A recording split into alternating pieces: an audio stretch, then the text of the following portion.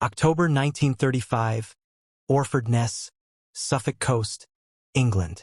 A cold wind whipped across the desolate marshes, rattling the makeshift wooden shack where Robert Watson Watt, a 43-year-old Scottish physicist, stood hunched over a cluttered desk. Papers covered in equations, diagrams of antennas, and hastily scribbled notes spilled onto the floor. Outside, a team of engineers wrestled with a towering metal structure, an experimental radio tower that looked more like a farmer's windmill than a weapon of war. Watson Watt's assistant, Arnold "Skip" Wilkins, burst through the door, his coat soaked from the drizzle. "The receiver's picking up something," he said, breathless. "It's faint, but it's there. The plane's reflection. It's real." Watson Watt's eyes lit up. For months, he'd been chasing an idea that sounded like madness to most. Using radio waves to detect aircraft hundreds of miles away, invisible to the naked eye. The Air Ministry had called it a pipe dream. Military brass scoffed at the notion that invisible waves could save Britain from the growing shadow of Hitler's Luftwaffe. But Watson Watt, a meteorologist turned physicist with a stubborn streak, wasn't deterred. He'd seen the reports, Germany's rearmament, their new Heinkel bombers, their aggressive expansion. Britain's air defenses were outdated, relying on spotters with binoculars and anti-aircraft guns that couldn't aim in the dark. If the Nazis struck, Britain would be defenseless. Watson Watt's obsession began a year earlier in 1934, when the Air Ministry issued a desperate call for new defense technologies. Hitler's rhetoric was growing bolder, and intelligence reports warned of a Luftwaffe capable of leveling cities. The ministry had heard rumors of a German death ray that could zap planes from the sky. They asked Watson Watt, then head of the radio research station, to investigate if such a thing was possible. He quickly debunked the death ray. Physics didn't allow it, but in doing so, he stumbled onto something else. During experiments to track thunderstorms, his team noticed that passing aircraft disrupted radio signals, creating faint echoes. What if, Watson Watt wondered, those echoes could be harnessed? What if radio waves could see enemy planes before they reached British shores? He presented his idea to the Air Ministry in a memo titled Detection and Location of Aircraft by Radio Methods.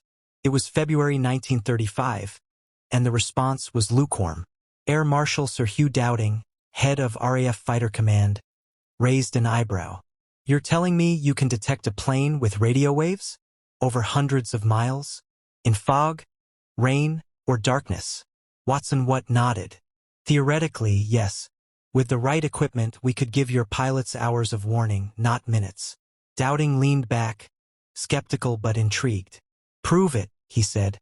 "You have 6 months." Back at Orford Ness, Watson Watt and his small team worked feverishly. The concept was simple but brutal in execution. A transmitter would send out radio waves, which would bounce off an aircraft and return to a receiver. By measuring the time it took for the echo to return, they could calculate the plane's distance.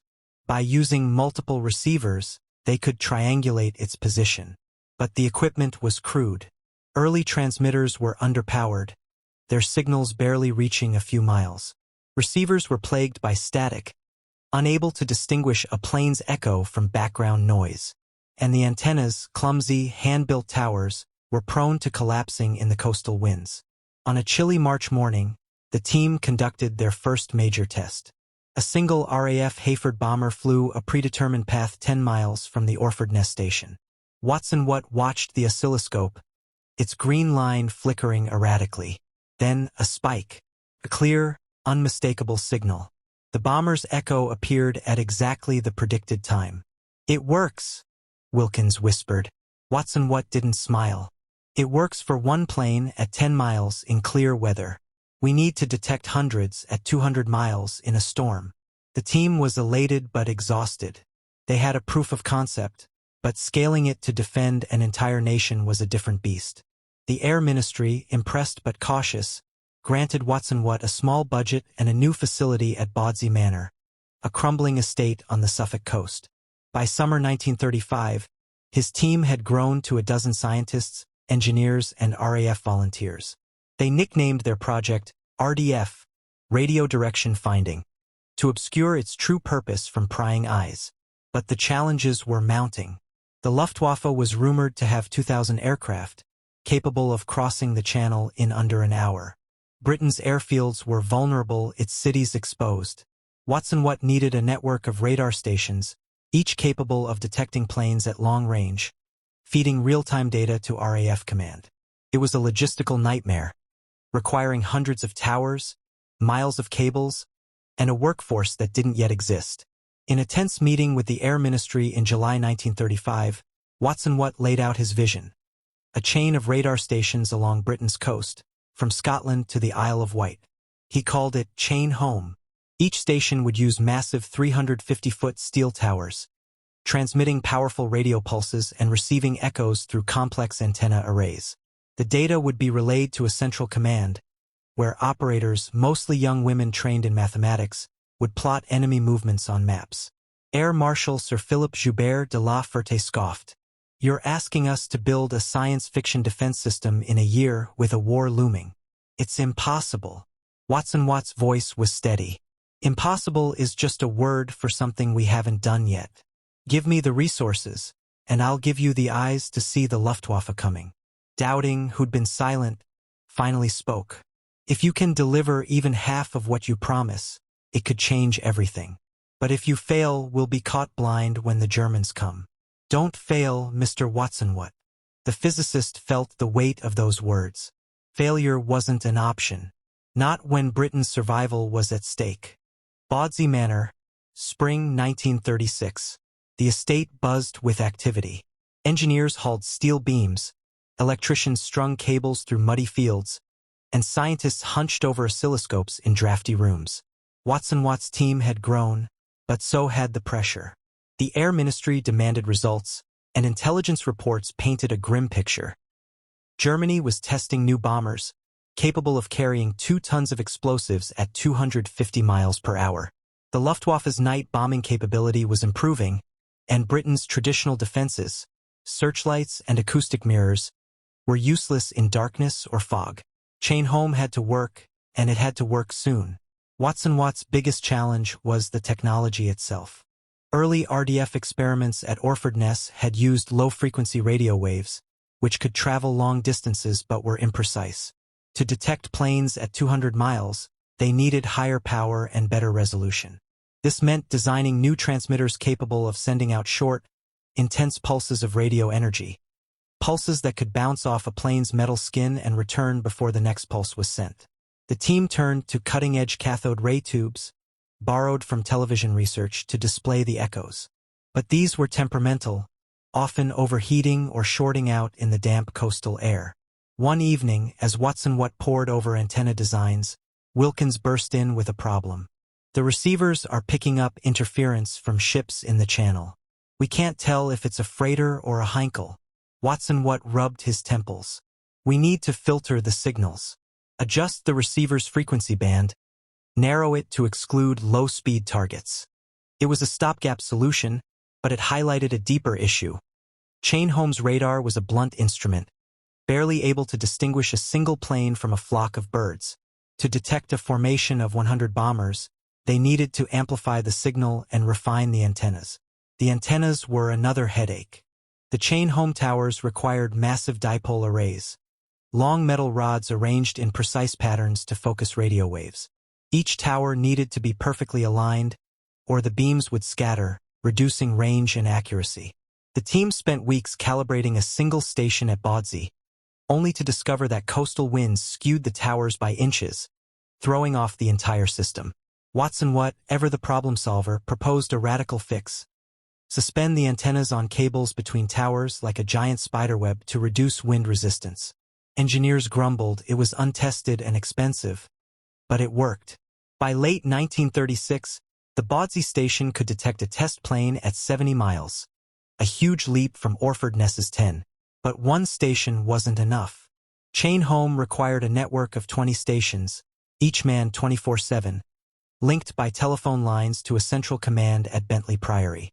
Watson Watt recruited a team of young women, many fresh from university, to operate the radar screens. Known as the Women's Auxiliary Air Force, WAAF, they were trained to interpret the flickering green spikes on cathode ray tubes, translating raw data into actionable intelligence. One operator, Joan Curran, a physics graduate, proved exceptional. During a test, she spotted a faint echo that others missed. A lone RAF plane at 90 miles. "You've got a gift," Watson Watt told her. "You're our eyes now." The human element was as critical as the technology. Operators worked grueling shifts, staring at screens for hours in cold, dimly lit rooms. A single mistake could mean missing an incoming raid. Watson Watt spent hours with the WAAFs, teaching them to distinguish real echoes from noise, to calculate ranges and bearings under pressure. He knew the system's success depended on their skill as much as his engineering. By early 1937, 3 chain home stations were operational: Bawdsey, Canewdon, and Dover. During a simulated raid, they detected a formation of 12 RAF bombers at 100 miles, giving Fighter Command 20 minutes to scramble Spitfires and Hurricanes. Dowding, observing the test, was visibly impressed. "You've given us a head start," he said. "But the Germans won't come in neat formations. They'll come in waves at night in storms. Can your system handle that?" Watson Watt didn't hesitate. "It will. We're not done improving it." But not everyone was convinced. Some RAF commanders, wedded to traditional tactics, dismissed radar as a gimmick. "Give me more planes, not more towers," one group captain barked at a briefing. Watson Watt faced constant battles for funding and resources. The Treasury balked at the cost £10,000 per station, millions in total. Politicians questioned whether radar could deliver before war broke out. Winston Churchill, then a backbench MP, visited Bawdsey and was won over. "This isn't just science," he told Watson Watt. "It's survival. Keep pushing." As 1937 ended, Watson Watt's team faced a new problem: scaling chain home without compromising secrecy. German spies were active in Britain, and a single leak could tip off the Luftwaffe. The station's massive towers were impossible to hide, so Watson Watt spread disinformation, claiming they were meteorological instruments. Meanwhile, his team worked to improve the system's range and reliability, testing new pulse modulators and higher frequency transmitters. Every success brought them closer to a defense network that could see the invisible, a network that might save Britain when the inevitable war came. Summer 1938, Bawdsey Manor, Suffolk. The sun beat down on the sprawling estate, but inside the radar control room, the air was thick with tension. Robert Watson Watt stood before a flickering cathode ray tube, its green trace dancing erratically. The chain home network was expanding. 5 stations were now operational along England's southeast coast, but the system was far from perfect. During a recent test, a receiver at Canewdon had mistaken a flock of seagulls for an incoming raid, sending RAF fighters scrambling for nothing. "We're not ready," Watson Watt muttered to his assistant, Arnold "Skip" Wilkins. "If the Germans come now, we'll be guessing as much as detecting." Wilkins nodded grimly. "We need cleaner signals, and we need more stations, fast." The chain home network was a marvel, but it was also a work in progress. Each station's 350-foot towers transmitted radio pulses at 25 megahertz, a frequency chosen for its long range but plagued by interference. Ground clutter, echoes from hills, buildings, or even the sea, muddied the signals. Watson Watt's team had developed filters to reduce noise, but the system still struggled to detect low-flying aircraft, a tactic the Luftwaffe was rumored to be perfecting. Worse, the stations were vulnerable. Their massive towers were impossible to camouflage, and intelligence suggested German reconnaissance planes were already photographing them. If war broke out, the Luftwaffe could target chain home first, blinding Britain's defenses. Watson Watt called a meeting with his core team: Wilkins, engineer Edward Bowen, and physicist Joan Curran, the WAAF operator who'd proven her knack for spotting faint echoes. "We have 2 problems," Watson Watt began, pacing. "First, we need to detect planes below 5,000 feet. Second, we need to protect the stations from attack. Ideas?" Bowen, a wiry Welshman with a penchant for bold solutions, spoke up. "For low flyers, we could use shorter wavelengths, higher frequencies. They'd give us better resolution but less range. We'd need a separate system, Maybe mobile units. Watson Watt frowned. A second radar system was a logistical nightmare, but Bowen was right. Chain-Holmes' long waves were blind to planes hugging the ground. Start designing it, Watson Watt said. Call it Chain-Home Low, but keep it quiet. We can't afford another budget fight with the Treasury. Protecting the stations was trickier. The towers were too large to move, and concrete bunkers for the control rooms were still under construction. Joan Curran, barely 22, raised her hand. What if we confuse the Germans? Make them think the towers are something else, like radio masts for broadcasting? We could install dummy stations, too. Decoys. Watson Watt's eyes lit up. Deception. I like it.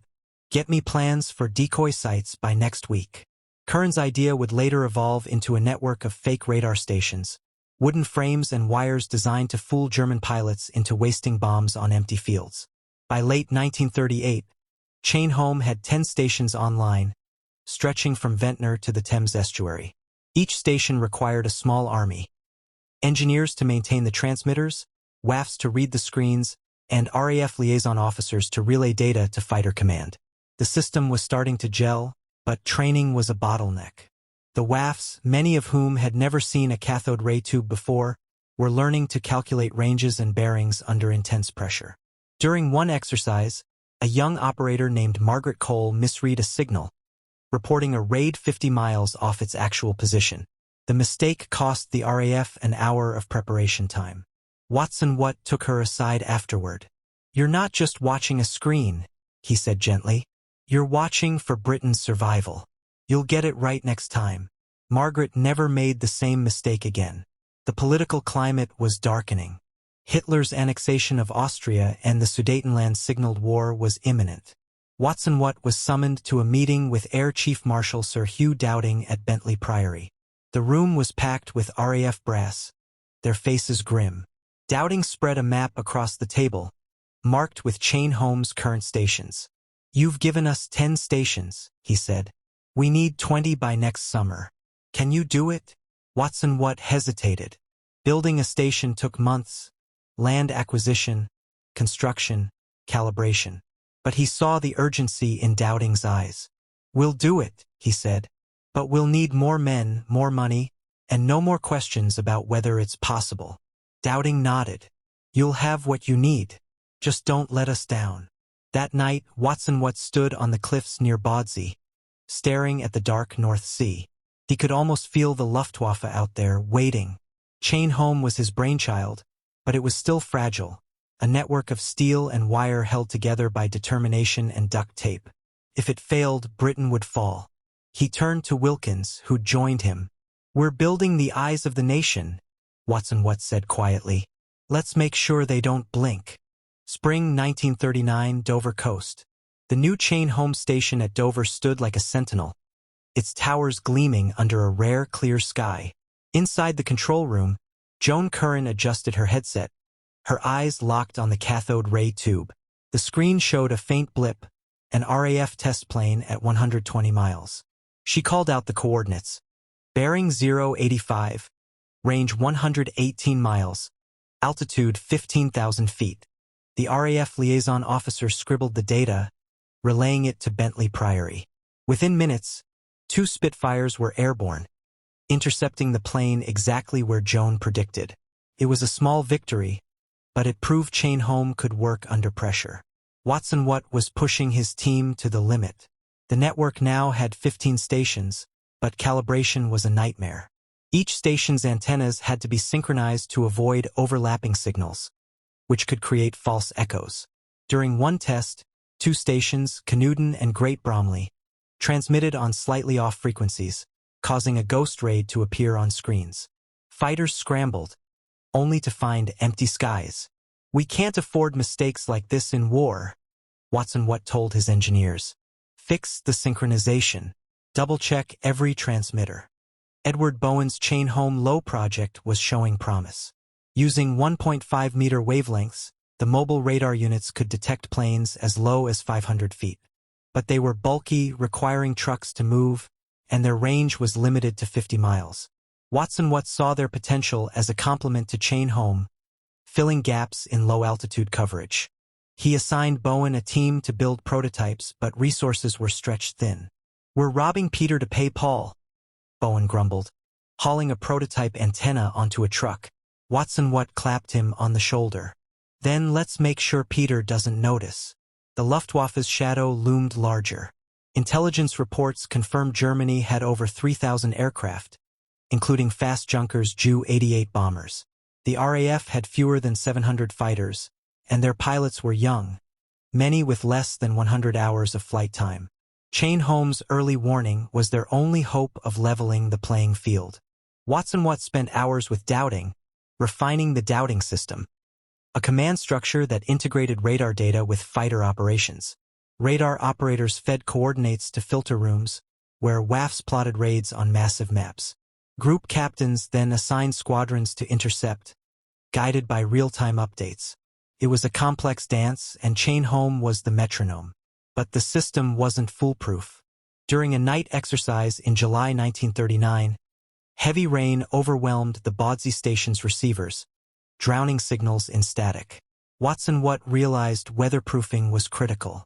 He ordered engineers to seal equipment in watertight casings and install backup generators for power outages. "The Luftwaffe won't wait for clear skies," he told his team. "Neither can we." The human toll was mounting. Engineers worked 18-hour shifts, sleeping in cots beside transmitters. WAAFs like Joan Curran developed migraines from staring at screens, but they refused to quit. One operator, Eileen Young, collapsed during a shift, exhausted but defiant. "I'm not leaving my post," she said, sipping tea as a medic checked her pulse. Watson Watt admired their grit but worried about burnout. He organized brief rest periods and brought in extra operators, many of whom were civilians with no military training.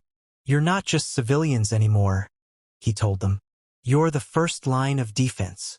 In August 1939, a German reconnaissance plane flew dangerously close to the Ventnor station. RAF fighters, guided by Chain-Holmes, chased it off, but the incident was a wake-up call. The Luftwaffe was probing Britain's defenses, and the towers were obvious targets. Watson Watt and Dowding devised a plan to protect key stations with anti-aircraft guns and barrage balloons.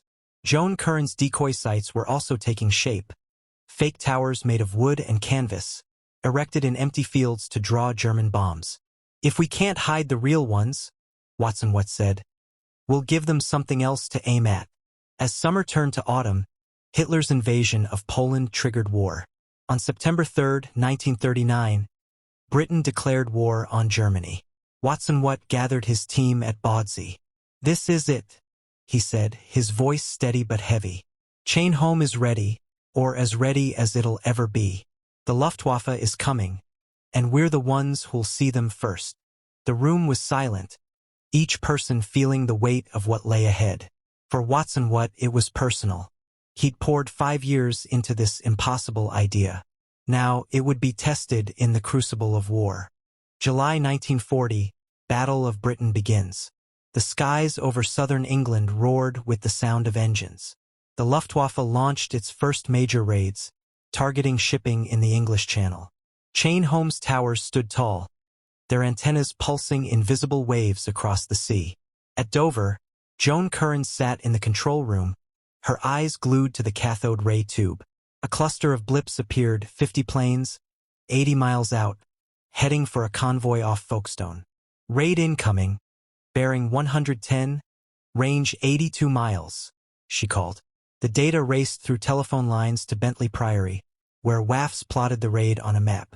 Within minutes, 11 squadrons Hurricanes were airborne, intercepting the German formation before it reached the ships. The convoy escaped with minor damage.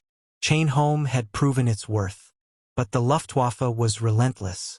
By August, raids escalated, targeting RAF airfields and industrial sites. The Chain-Holmes stations were now the backbone of Britain's defense, providing 20 to 30 minutes of warning for each attack. Watson Watt spent his days traveling between stations, troubleshooting equipment failures. At Ventnor, a lightning strike had fried a transmitter, taking the station offline for 6 hours. "We can't lose a single station," Watson Watt told the repair crew. One blind spot, and the Luftwaffe will exploit it. The Germans began targeting Chain-Home directly. On August 12, 1940, Stuka dive bombers hit the Ventnor station, destroying a transmitter hut and damaging a tower. The station was back online in 48 hours, thanks to round-the-clock repairs. But the attack confirmed Watt's fears. The Luftwaffe knew the towers were critical. Dowding ordered increased defenses, more anti-aircraft guns, more decoy sites.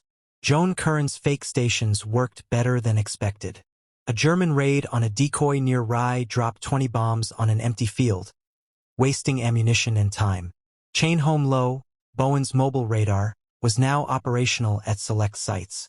Its shorter wavelengths caught low-flying Messerschmitts that Chain-Home missed, but the units were slow to deploy and required constant recalibration. During one raid, a Chain-Home Low unit near Dover detected a formation of Bf-109s skimming the waves at 500 feet. The RAF intercepted, downing 3 planes. "It's not perfect," Bowen admitted to Watson Watt, "but it's saving lives." Watson Watt nodded. "Keep refining it. We need every edge we can get." The WAAFs were the unsung heroes. Operating under relentless pressure, they tracked multiple raids simultaneously, shouting coordinates over crackling phone lines. Joan Curran trained new operators, emphasizing speed and precision. "Every second you save gets a Spitfire in the air sooner," she told them. One operator, Mary Ellis, a former pilot, became a legend for spotting a faint echo during a night raid. 10 Dorniers at 150 miles, hidden in storm clutter. Her call saved an airfield from destruction. Watson Watt faced growing skepticism from some RAF commanders. Group Captain Thomas Pike, frustrated by occasional false alarms, confronted him at Bentley Priory. "Your radar's sending my pilots on wild goose chases. We're burning fuel and morale." Watson Watt stood his ground. "Without Chain-Home, you'd have no warning at all. We're not perfect, but we're keeping you in the fight." Doubting, overhearing, backed Watson Watt. "Pike, if you want to win this war, trust the radar. It's the only thing giving us a chance." By late August, the Luftwaffe shifted tactics, launching massive daylight raids, hundreds of planes targeting airfields and cities. Chain-Home's data was overwhelming. Operators tracked up to 20 raids at once, their screens a chaos of blips. Watson Watt worked with mathematicians to streamline data processing, introducing logarithmic scales to simplify range calculations. The improvements shaved precious seconds off response times, but the strain was palpable. "We're holding the line," Watson Watt told Wilkins, "but only just." As the Battle of Britain raged, Watson Watt knew the real test was coming. The Luftwaffe was planning something bigger, a knockout blow to cripple the RAF. Chain-Home had to be ready or Britain would fall. September 7, 1940, London under fire. The Luftwaffe changed strategy, targeting London in a bid to break British morale. That afternoon, Chain-Home stations from Dover to Thames Estuary lit up with signals. Over 300 bombers, escorted by 600 fighters, crossing the channel. Joan Curran, now a lead operator at Bawdsey, tracked the massive formation. "Raid incoming, bearing 090, range 70 miles, altitude 20,000 feet, she reported. Her voice was calm, but her hands shook as she relayed the data. Bentley Priory's filter room erupted into action, WAAFs plotting the raid's path toward London. RAF squadrons scrambled, but the sheer size of the attack overwhelmed them. That night, London burned, the docks ablaze from incendiary bombs. Chain-Home had given 25 minutes of warning, allowing some fighters to engage, but the Luftwaffe's numbers were staggering. Watson Watt, monitoring reports from Bentley Priory, felt the weight of every explosion. "We saw them coming," he told Dowding, "but we need more fighters, more guns." Dowding's face was grim. "Your radar's doing its job. It's up to my pilots now." The raids continued, day and night. Chain-Home's reliability was tested to the breaking point. At Great Bromley, a power surge fried a receiver, leaving a gap in coverage. Engineers worked through an air raid to replace it, dodging shrapnel as bombs fell nearby. Watson Watt visited the station afterward, thanking the crew. "You're not just fixing machines. he said. "You're keeping Britain alive." The Luftwaffe's night raids posed a new challenge.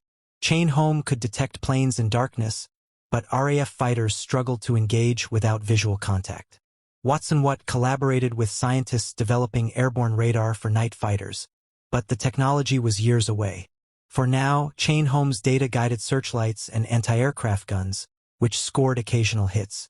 During one raid, a Chain-Home low unit caught a low-flying Heinkel, allowing a gun battery to down it over Kent. "Small victories," Bowen said, "but they add up." German attempts to destroy Chain-Home intensified. On September 15th, a key date in the Battle of Britain, the Luftwaffe targeted the Dover and Ventnor stations.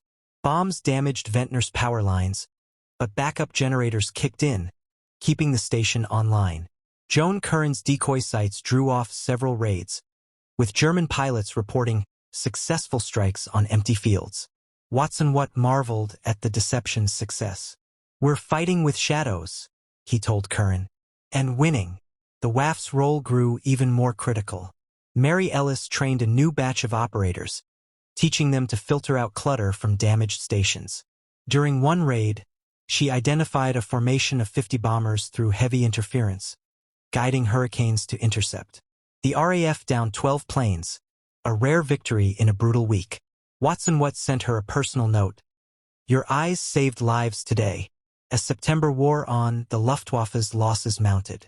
Chain-Home's warnings gave the RAF just enough time to concentrate their limited fighters, turning defensive battles into attritional victories. Dowding later called September 15th, "the day we turned the tide." Watson Watt knew it wasn't over, but Chain-Home was proving its worth. The impossible radar was no longer a theory, it was Britain's shield. October 1940, the Blitz intensifies. The Luftwaffe shifted to night bombing, hoping to evade Chain-Home's reach. London, Coventry, and Birmingham endured relentless raids, with incendiaries lighting up the sky. Chain-Home could detect the bombers, but the RAF's night fighters were nearly blind. Watson Watt worked with physicist John Randall to adapt Chain-Home's principles for airborne radar, using cavity magnetrons to generate high-frequency microwaves. The technology was experimental, but early tests showed promise. A Beaufighter equipped with a prototype radar downed a Dornier over Sussex, guided by Chain-Home's initial detection. "It's a start," Watson Watt told Randall, "but we need it operational yesterday." The Chain-Home network was now 20 stations strong, covering Britain's coast from Orkney to Cornwall. But maintenance was a constant battle. Salt air corroded antennas, and Luftwaffe bombs damaged power lines and control huts. Engineers like Tommy Flowers, a telecommunications expert, devised ingenious fixes, rerouting signals through civilian phone lines when military cables failed. During one raid, Flowers repaired a Thames estuary station under fire, earning a quiet nod from Watson Watt. "You're as much a soldier as any pilot," he said. The WAAFs faced their own trials. Joan Curran, now overseeing multiple stations, trained operators to handle the chaos of night raids. "You'll see dozens of blips," she told them. "Trust your training.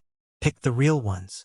One operator, Betty Clark, spotted a faint echo during a raid on Liverpool. 20 bombers at 140 miles.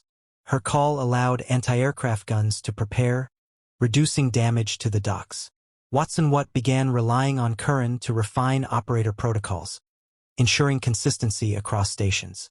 German intelligence was catching on.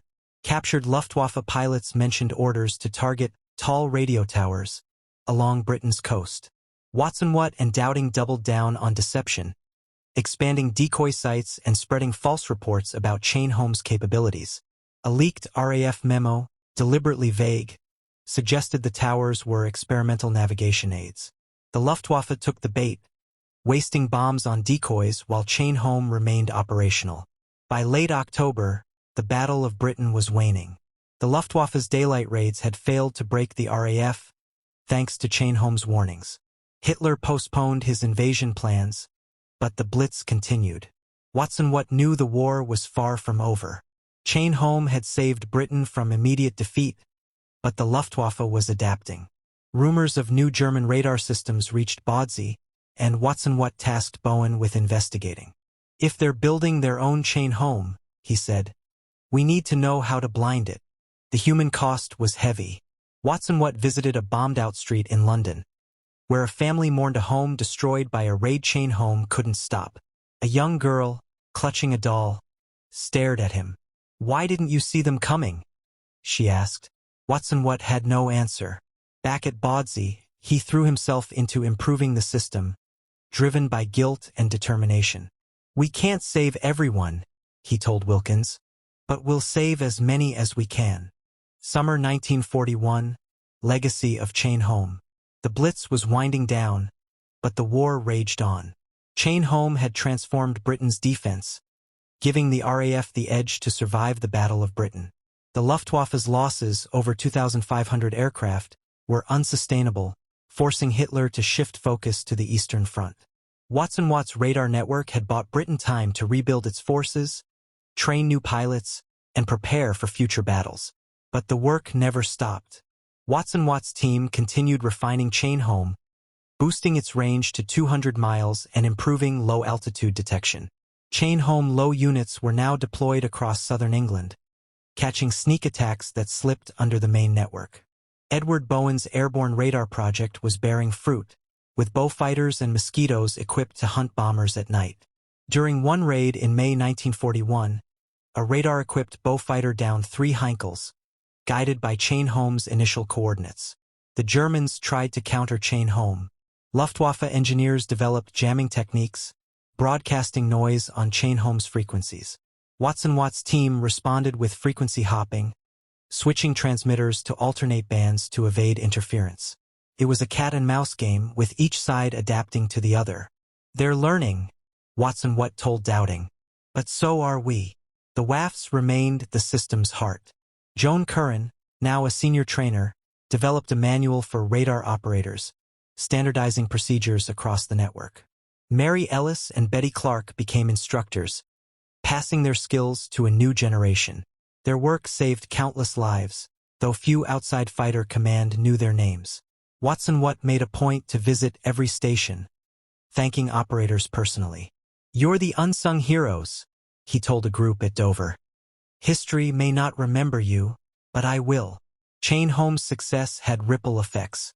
The Americans, impressed by Britain's radar, sent engineers to study the system, laying the groundwork for their own radar networks. Watson Watt traveled to the U.S. in 1941, sharing technical insights that would later aid the Pacific Campaign. Back home, Chain Home's data helped plan offensive operations, guiding RAF bombers to German targets. The network wasn't flawless. Some raids still got through, and stations remained vulnerable to attack. But Chain Home had changed warfare. It proved that technology, wielded with ingenuity, could defeat a numerically superior enemy. Watson Watt, reflecting on the Battle of Britain, wrote in his journal, "We didn't win the war, but we made sure Britain didn't lose it. That's enough for now." In private, Watson Watt grappled with the cost. He'd seen the devastation in London, Coventry, and beyond. Every bomb that fell felt like a personal failure, yet every raid thwarted was a victory. He visited a Chain Home station in Kent, where operators cheered as a raid was repelled. "You did this," he told them. "Your eyes, your hands, your courage." By 1945, when Germany surrendered, Chain Home was a cornerstone of Allied defense. Watson Watt, knighted for his work, returned to civilian life, but his legacy endured. Radar became a cornerstone of modern warfare, and Chain Home's principles, detection, coordination, deception, shaped military strategy for decades. The impossible radar had done the impossible. It turned the tide of the Battle of Britain, saving a nation with invisible waves and unyielding determination.